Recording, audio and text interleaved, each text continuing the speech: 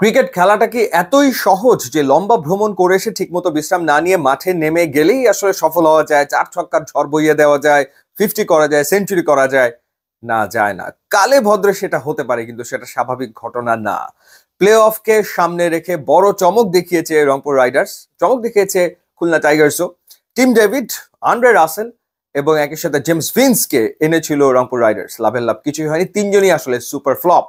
এবং প্লে অফে মাত্র 85 রানে গুটে গেল রংপুর রাইডার্স, এবারের বিপিএল এর থার্ড লোয়েস্ট টোটাল এবং বিপিএল এর ইতিহাসে প্লে অফের সর্বনিম্ন রান এটি 85। খুলনা টাইগার্স বাজিমাত করেছে ঠিকই, কিন্তু সেই জন্য তাদের সিমরান হেটমায়ার কিংবা জেসন হোল্ডারের প্রয়োজন আসলে পড়েনি। দারুণ টিম স্ট্র্যাটেজি ছিল, স্পিন দিয়ে আসলে রংপুর রাইডার্সের মাথাটা ঘুরিয়ে দিয়েছে তারা। মেহেদী হাসান মিরাজ পাওয়ার প্লের 6 ওভারের ভেতরে 5 ওভারই স্পিন ব্যবহার করেছেন এবং যে প্ল্যানে তারা নেমেছিল সফল হয়েছে ঠিকই। সৌম্য সরকার জেমস ভিন্সকে তারা স্পিনে আটকে দেবে, দিয়েছেও আসলে তাই। এবং যেটা বলছিলাম যে জেমস ভিন্স 7 বল খেলে 1 রান করেছে, তিনি কন্ডিশনে মানিয়ে নিতে পারেননি। তার চেয়েও বড় বিপদ যেটা ঘটিয়েছেন রংপুরের জন্য, সৌম্য সরকারকে তিনি আসলে রান আউট করে ফেলেছেন শুরুতেই। সৌম্য আগের ম্যাচে দারুণ একটা নক খেলেছিলেন, ছন্দে ছিলেন, শুরুতেই আসলে সৌম্য সরকার যে রান আউট হয়ে গেল, ওতেই আসলে রিদম রংপুর রাইডার্স হারিয়ে ফেলেছে। তো এরপর নাসুম আহমেদ দারুণ দুটো উইকেট নিয়েছেন, জেমস ভিন্সকে তিনি আসলে ফিরিয়েছেন, শেখ মাহাদিকে তিনি আসলে আউট করেছেন। এরপর মেহেদী হাসান মিরাজ তিনি টোটাল নিয়েছেন 3 উইকেট, 4 ওভার বল করে 10 রানে 3 উইকেট তিনি নিয়েছেন।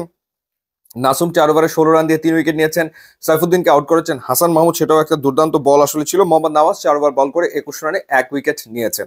এবং যে বড় নামগুলো, জেমস ভিন্স 7 বলে 1 রান, এরপর টিম ডেভিড 9 বলে 7 রান এবং আন্দ্রে রাসেল 9 বলে 4 রান করতে সক্ষম হয়েছে।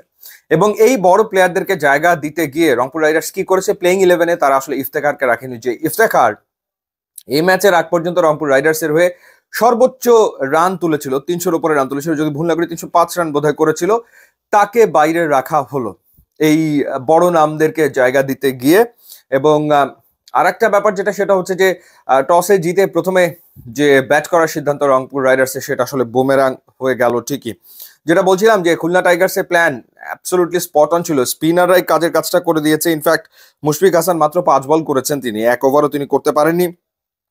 স্পিনাররাই দারুণ বল করে গেছে এবং এত ছোট্ট একটা টার্গেটে ব্যাট করতে নেমে আসলে কি করার।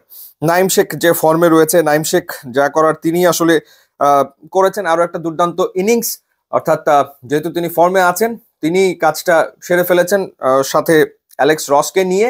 যেটা বলছিলাম যে ওই সিমরান হেটমায়ার আর জেসন হোল্ডারের সার্ভিস দরকার পড়েনি, নেক্সট ম্যাচে হয়তো দরকার পড়বে, ততক্ষণে তারা হয়তো কন্ডিশন কিংবা ভ্রমণ ক্লান্তি কাটিয়ে উঠতে সক্ষম হবে। ওয়েল, সো আরো একবার প্লে অফেই থামলো রংপুর রাইডার্সের জার্নি।